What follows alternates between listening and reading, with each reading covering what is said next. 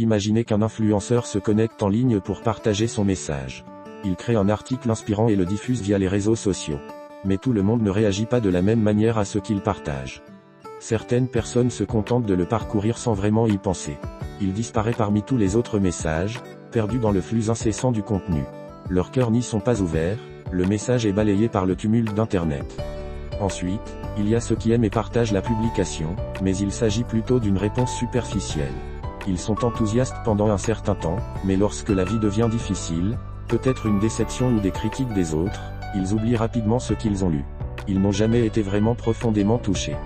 Il y a aussi des gens qui reçoivent le message, mais leur vie est tellement remplie de stress, de travail, de pression des réseaux sociaux et de comparaison constante avec les autres que le message est noyé dans l'inquiétude.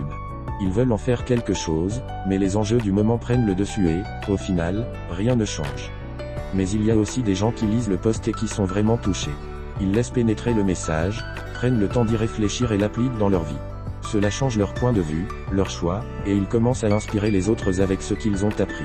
Pour eux, le message grandit et se propage, avec un impact bien plus important que ce que vous pourriez jamais mesurer en termes de likes ou de followers.